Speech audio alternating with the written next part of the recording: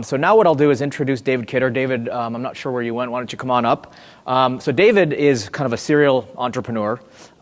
He has a number of different companies he has started in the last couple decades, a number of successful exits, including Clickable. He's now also an angel investor, and most recently, the author of The Startup Playbook. And this is a very interesting book. If you have not got the chance to pick it up and read it, lots of different dynamics of startups, everything from seeking funding to product development to organizational issues and culture and how all that changes as you go through many stages of an organization. And it's really set around a number of vignettes with leaders in the space. Tony Hsieh at Zappos, Reid Hoffman from Greylock and LinkedIn. The list goes on and on. Elon Musk from Tesla. So David, I'll let you get right into it. You have your slides loaded up, I believe, and I'll join you back on stage after your presentation. So please join me in welcoming David. Thanks. So we had to switch up the deck, so hopefully most of the graphics can work.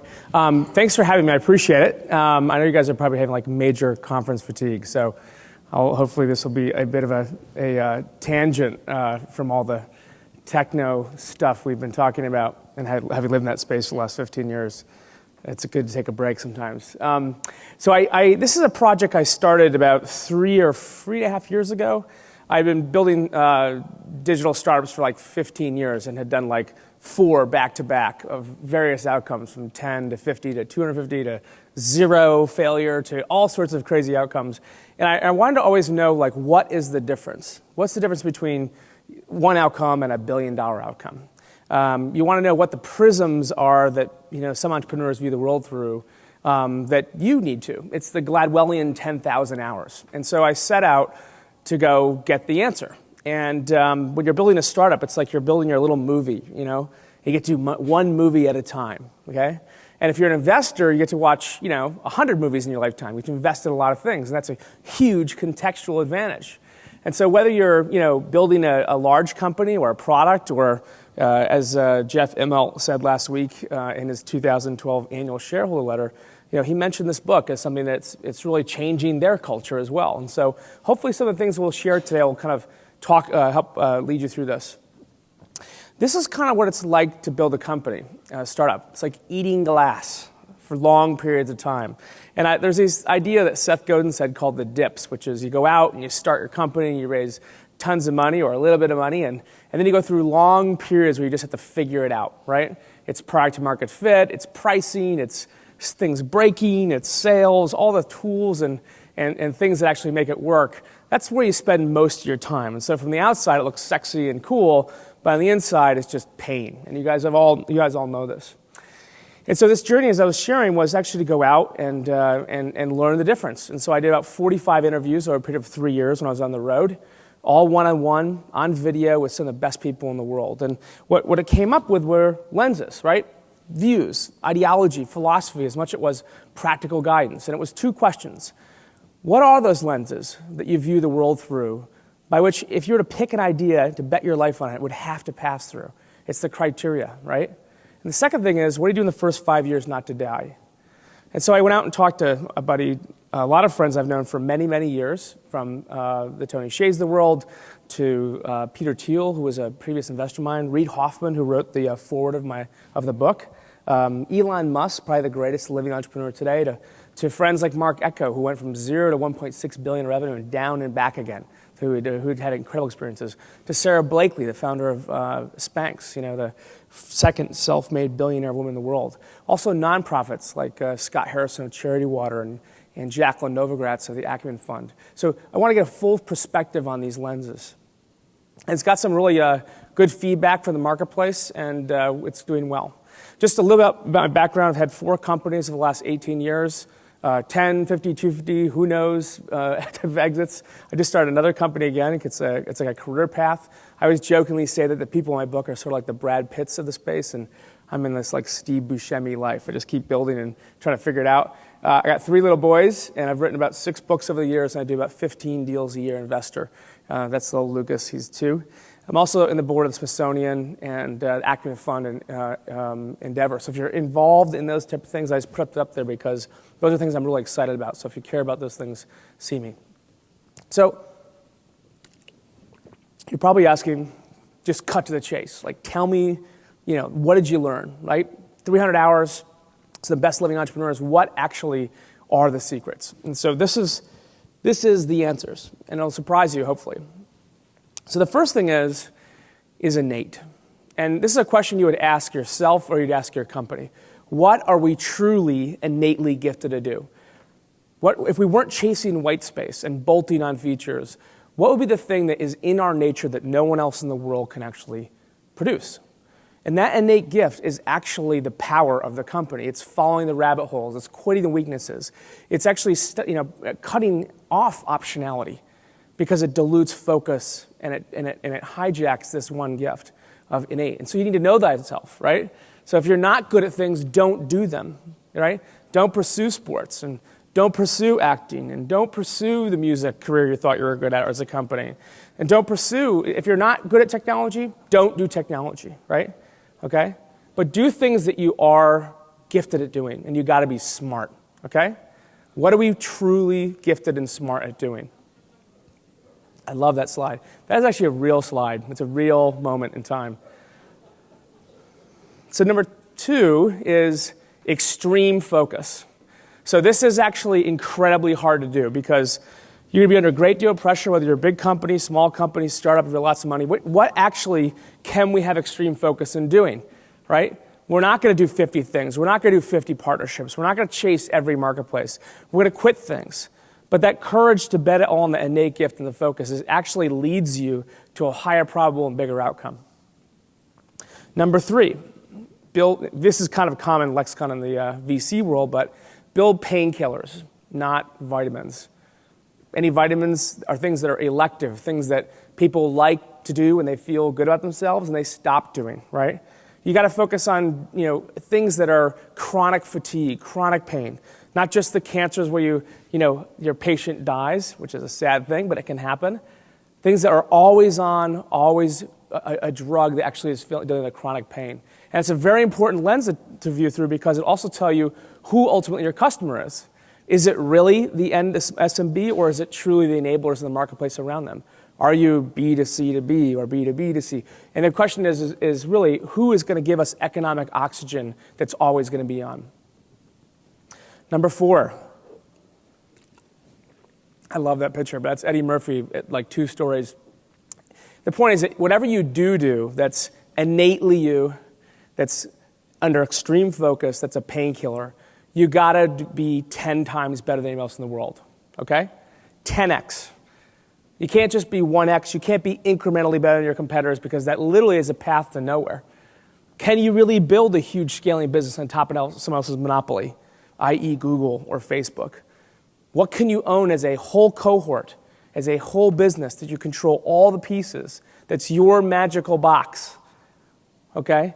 This incrementalism idea means that if you're in a box with features with your competitors and you all look the same and you have little these famous feature boxes, which I've had companies that live in it, you literally are almost walking dead. You're not going to create enough economic oxygen that's sustainable, that's meaningful, that's defensible, that's 10 times better to create a real business. So why do it? And that's a very high demanding question you need to ask your product and your culture and your CEOs, which is, can we build things that are truly gifted in us that are 10 times better?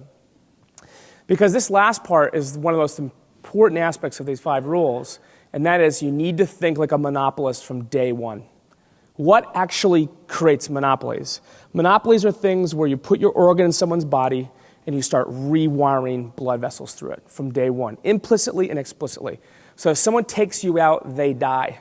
They literally die.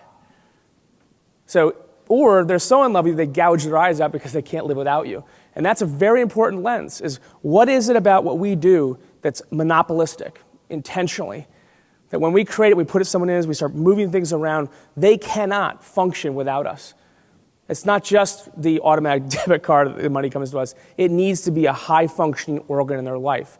And these prisms, these 5 things, focus, innate, focus, painkillers are 10 times better monopolies. These lenses are the same common stories amongst the greatest entrepreneurs, whether they're career actors like myself or they're Elon Musk. It's the same story over and over and over and over again. And it is the reason why they so have radically differentiated their lives. So let's meet a couple of them. So you guys, I don't know if you guys know Jawbone, but this is one of my favorite companies. These guys are like total ballers. They've been around for 12 years out of Stanford. They've pivoted like 4 times. They've raised like $140 million. They've lived all the dips, all the glass-eating dips you can imagine.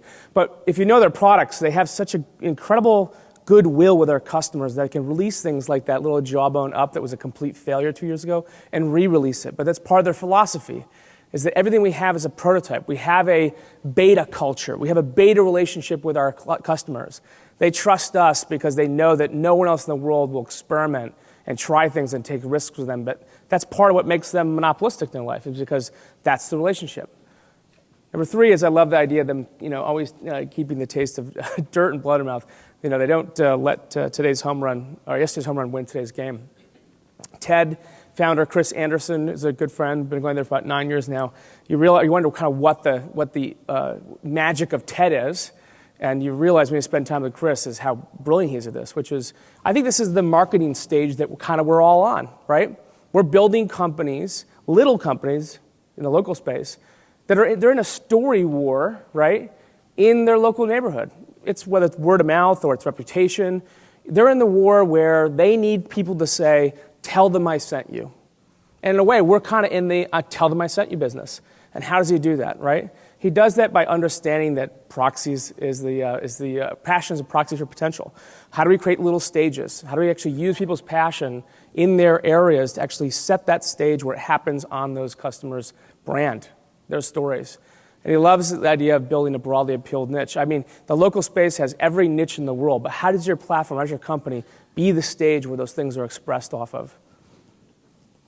Reed is kind of the Don of the Valley in a lot of ways. He is the nexus by which almost all the major deals flow through now. But I would just say that he was one of the contributors to the second idea about executing your biggest idea. If you chase 50 things and 50 outcomes, you're going to dilute your attention, your team's focus, because the cycles in which we sleep and think about ideas are actually where the solutions come out of. And so if you're focusing on 5, 10, 15 things, very difficult to have someone's whole mind and whole life come to a full conclusion on that. And so do fewer things and execute on them in a bigger way. And be a radical outsider. I was part of the local digital marketing space for a couple of years with a big partnership with Amex. And it was amazing how much time you could spend kind of in the inside of the marketplace, kind of rubbing small comparative statistics together. And the reality is that the biggest advantage you have, was to be a radical outsider, is to be something that was not of the center, where new metrics and new ideas were being formed, and not in the center. And how do you do that? It's an important question.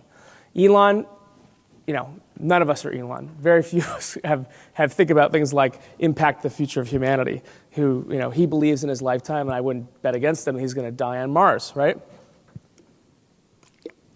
Well, the third point he makes is very critical, and the rest you can read if you want to, which is never engage in wishful thinking. And as operating, investors and CEOs in this audience, the things that move through your company should not really surprise you. And as they move up through the organization, if they do surprise you, you have to think, how much do my sleeves rolled up? How much am I engaged in my business where those things are surprising me? And what I like about what he says is never engage in wishful thinking, which is, what he's saying is that you really have to have a trust but verify belief as founders, as creators, that you are on the ground building things and you are not kind of just doing your job and letting the rest, happen. I hired the right people, I spent the money, I built the product, and there it goes. I've done my job. It really doesn't work that way. You need to be on the ground, sleeves up, verifying and building and not crossing your fingers. And where you are crossing your fingers is the biggest business risks. Steve Blank, has anybody read his book, The 4 Steps to Epiphany? So, 1. Okay. I honest to God would think, if I walked out, if there's one thing I could ask of you is to, when you leave here today, go buy his book on Amazon. It's self-published. It's the Bible of the kind of the valley. And it describes you in incredibly gritty detail how to scale a mass market company. And if anybody needs to know that, we need to know that, right? And this book is incredible. It's so entrepreneurial, but it actually learns and teaches how to segment and what aspects of segmentation actually work, because he looks at the history and does it. So it's called the 4 Steps of Epiphany. I cannot recommend it more highly. What he says is that one is that entrepreneurship can be taught.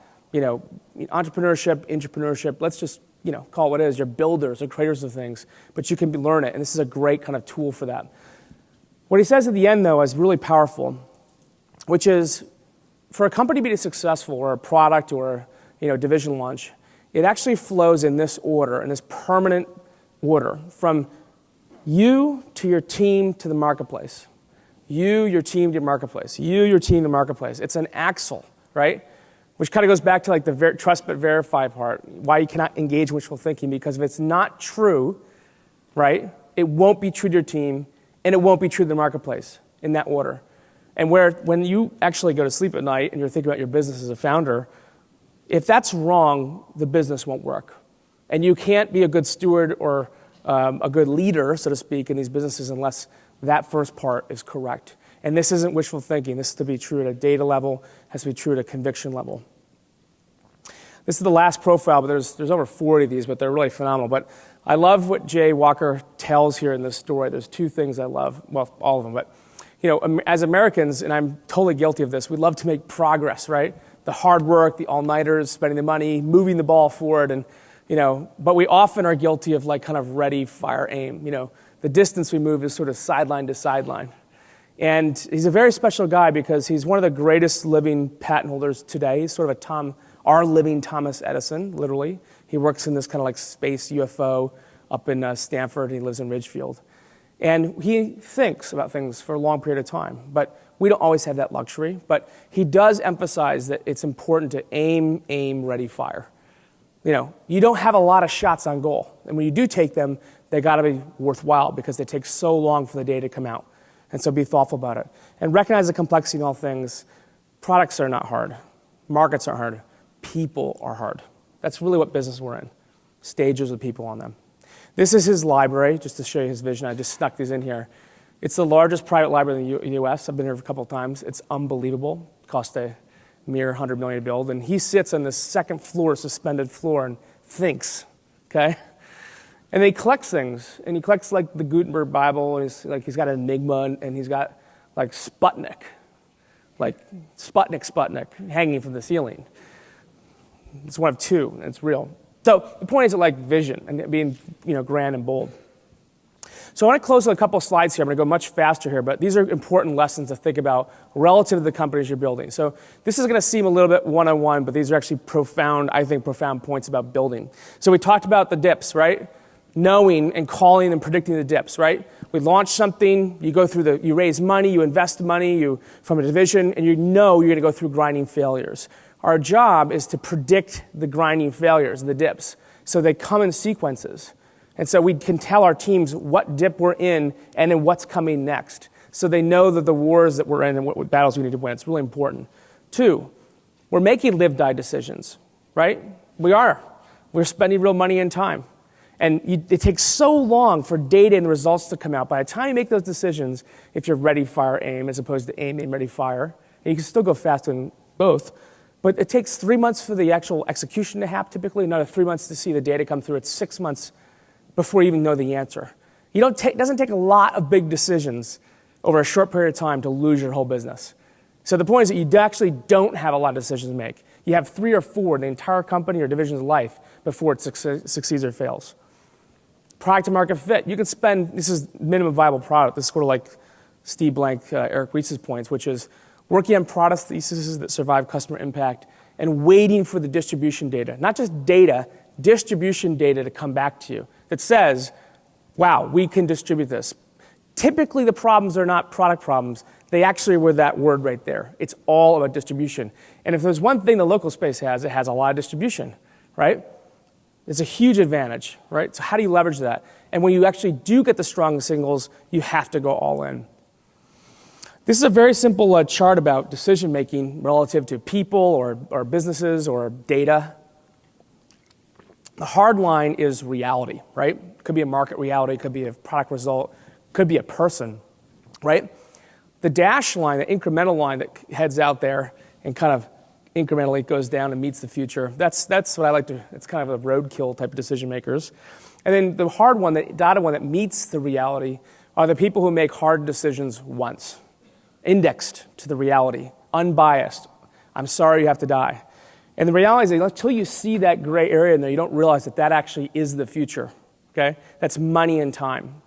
And when you realize for a startup or your big divisions, your ability to kind of put in that uncomfortable jacket of leadership sometimes means you got to make brutally hard decision once, fast. You don't have time to have that B player on your team who's screwing things up, who's costing you a year for every major mistake they're making. They have to go now. You got to make those hard decisions always and consistently. Otherwise, you're stealing your future and you're stealing the trust of your people that you can lead. This is market friction. This is a paper called Eager Sellers and Stony Buyers. Write it down. It was February 2006, HBR. It'll change your worldview about market friction because you live this life. Today, that triangle that says today is the incumbent in the space, okay? That's where they're spending their money, their time. You are the future. You're on the other side, right? You're inventing a product, okay? There's actually a massive market friction between the incumbent and the competitor. BMW versus Mercedes, Tide versus Cheer, AT&T versus Google search. It doesn't even matter. The point is that there's always an incumbent, always a competitor. The first 3x hurdle represents three things. ROI, I have better ROI than my competitor. I move $1 from my competitor to me. I have to have better ROI. Makes sense, right? Number 2 is uniqueness. I have to be different, okay? And number 3 is it's fine if I want $1, but what if I want all of their money and all of their time? Well, then I have to solve the volume problem, right? So the first hurdle is ROI, uniqueness, and volume. It's the reason why Yahoo and MSN, or now Bing, merged. They needed massive keyword volume. They just couldn't compete with liquidity of Google. Makes sense, right? They had to solve that first hurdle. But there's actually a second factor at work. So think about this as it relates to your local marketplace. And the second factor, which is actually compounding, which means that hurdle is stupidly high and harder than you think it is user behavior. Is that people statistically don't change. Just because you have better UI, uniqueness, and volume doesn't mean they're going to move to you at all. So you're out there having the best product in the marketplace. You're like, why are people not switching? Right? Well, behavior. What is behavior? That's an important question to ask. If I can't get them to change behavior, they're never coming to me, even if I have the better product. And so there's only 3 ways to fix that hurdle. The most important ways are 1 is simplicity, right? Don't make me think. That's a function of design and beauty. It's also functionality. It's the way the iPhone defeated BlackBerry over the last 6-7 years. 50 billion to 5. Well, how did they do that? Well, they figured out what the linchpin was. So there's a question mark. What is the linchpin for you? The linchpin for them was data import. And so having dinner with Eddie Q at Murdoch's home about a year ago, he said, we have 75 engineers who work full-time, all day long, 7 days a week. All their job to do is to solve data import. So when you go on your iPhone and you just add your username and password, it just works. Everything switch over. You ever try that in a BlackBerry or even the new Samsung? It's hard. You got to know SMTP, security, even today. And what do? Brute force. So sometimes magical things are just ones and zeros and lines of codes. But when you solve a linchpin, the entire marketplace comes to you. So what is the linchpin? So the second factor on defeating this friction is the 10x thing I was mentioning. It's making the ROI, uniqueness, and value 10 times better. That's the first part of the presentation. And the last thing is services. Right? Everyone freaks out about services because of overhead and bodies and all that stuff. And I think services is the best customer acquisition tool in the world. Because sometimes it's better just to pick someone up and move them to you. It's the cheapest form you'll ever do because they're going to pay you to be a painkiller. And you're teaching them a new behavior. So what business are you really in? Maybe you're just in the dashboard business. You're just in the tell me the answer business. It's not about marketing at all. It's just having the expression of that. Your job is to show and explain charts, up, down. This means we're hiring, this means we're firing. It might mean 2 different things to a CFO, right? That chart is so valuable when you think about what business you're in and what linchpins are. I encourage you to read the paper. These are revenue curves. In my experience, which is limited and modest, it typically takes 3 years to figure out the business you're in. So you start a company, a new division, and it takes probably 36 months to get a team in place, to learn the space, to even recognize what the billion-dollar opportunity is. Very rarely do you like jump to the billion-dollar curve and be like, we're going to build $1 billion. It doesn't happen that way.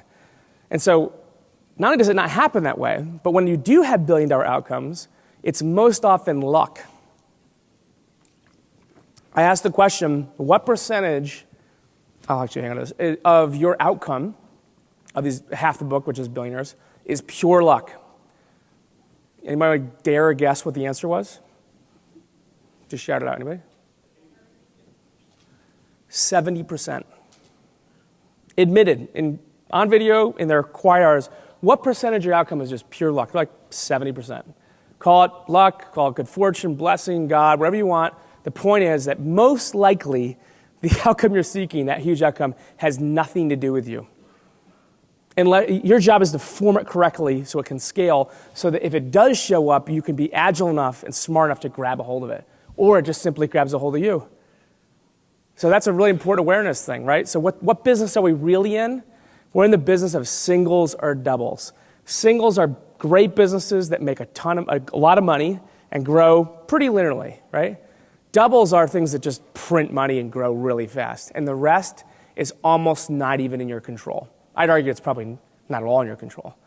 So it really kind of demystifies the whole kind of startup phenomenon. And as you dig into it, it really becomes clear that you're in kind of the wishful lucky business. Get lucky. Build singles or doubles. All right, lastly, I love Stuart Small. I don't know if you guys, he's hilarious. So advice is super cheap, right? So, even this advice is cheap. Like, there's no mentors who can help you make this stuff easier, or boards. Like, you could go form a team of leaders around you who can help you get to the answer faster, but the reality is that you're on your own. Individually, as companies, it's literally just building this stuff. You got to grind it out and learn. So you better get that answers as fast as you can and arm yourself.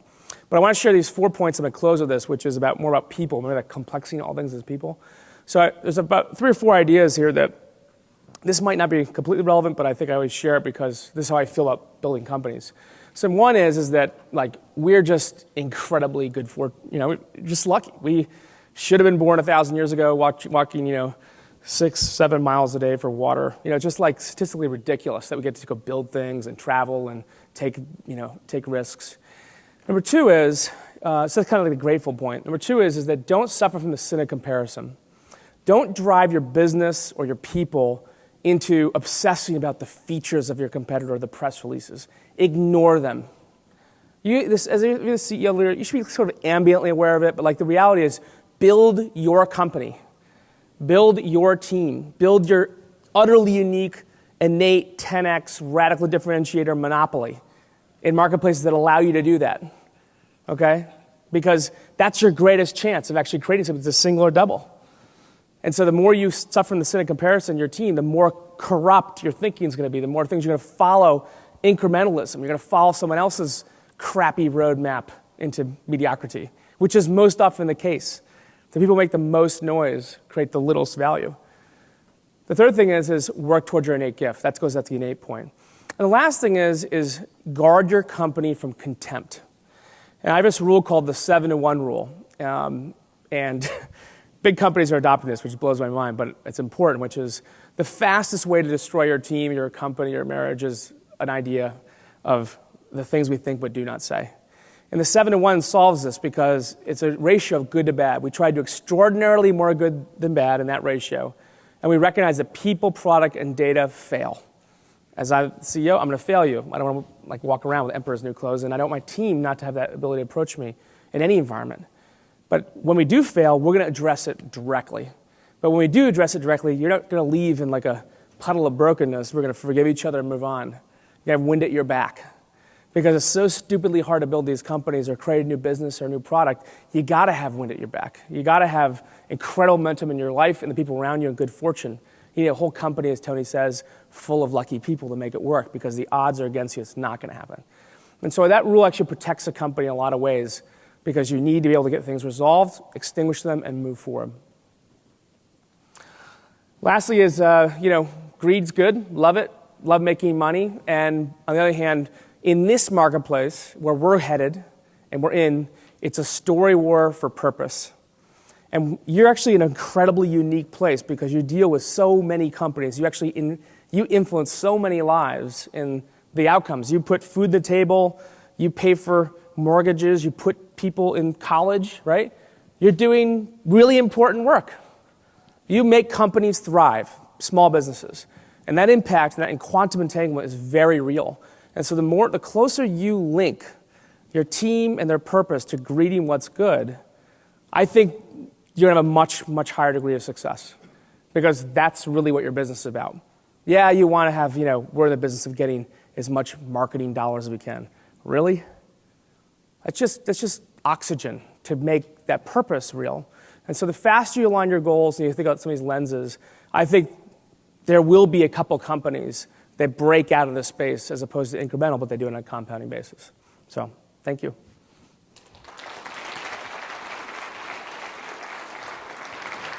Thanks, David. So I want to take a seat. We'll do a few questions before we move on to our next segment. So a question about the current startup environment as you see it. It seems like barriers have really lowered in a lot of ways. Capital requirements, over the last 5 years, especially in the mobile world where kind of building mobile apps have less capital requirements.